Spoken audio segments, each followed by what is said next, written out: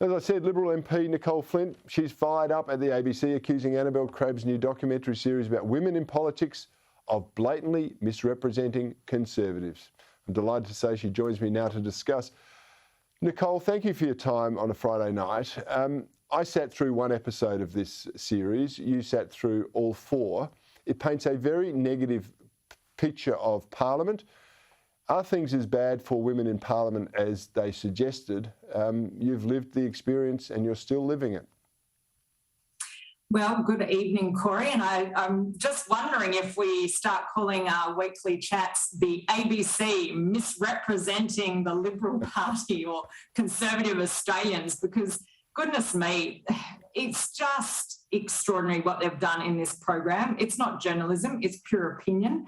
I'm glad that you noted in your introduction that you were not approached with the allegations that were put about you, and I'm sure none of the other Liberal Party or Conservative member approached either. We need to see better from the ABC. Most of the really serious things that happened to me in politics, and I would say happened to someone like Julia Gillard, happened in and around Parliament, but not within Parliament itself.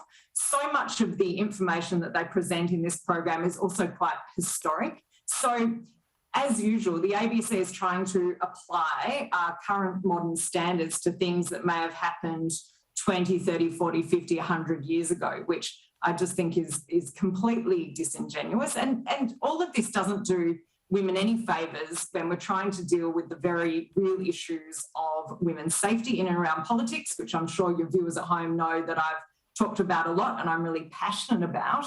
But this sort of completely biased and unbalanced reporting does nobody Nicolle, any favours. You did some numbers, though. You said, I think, Liberal women appeared 28 times, Labor, Democrat and Greens women appeared 66 times.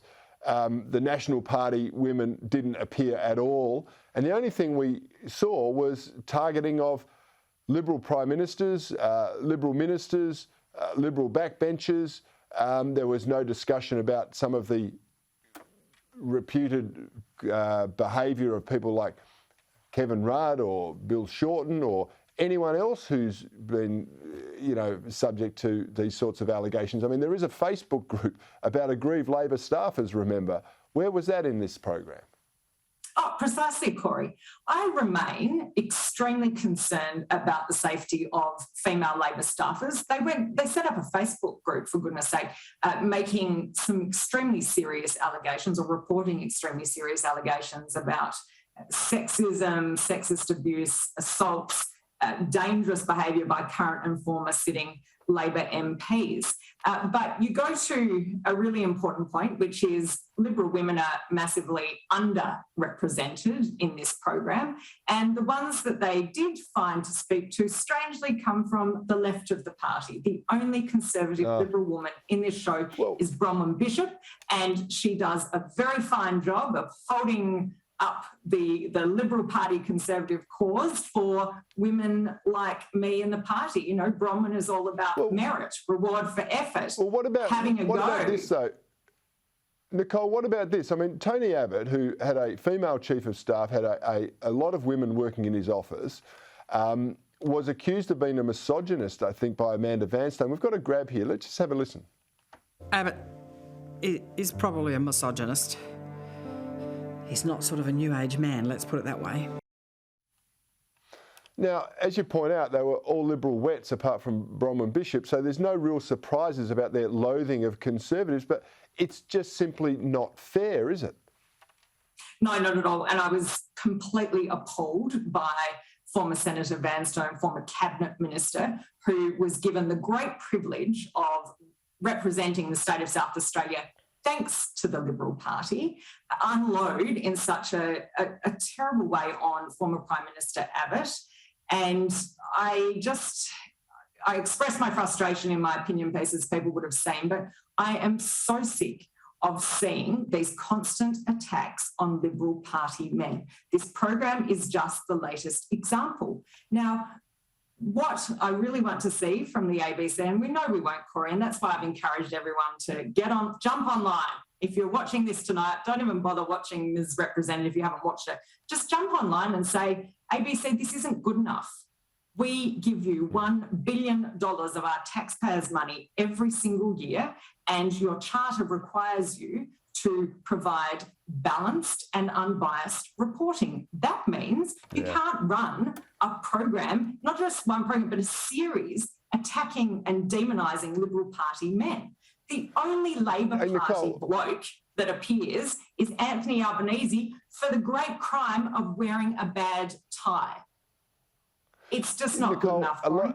Yeah, no, you're quite right. And a lot of the blokes who have appeared in this show don't care. They just, moving on with their lives and they're not responding to it. You are there defending Liberal men or Conservative men. And for that, you've been attacked by the sisterhood, including Lisa Wilkinson, of course. Didn't she say you were enabling or something after you called her out for being a bit of a pious hypocrite?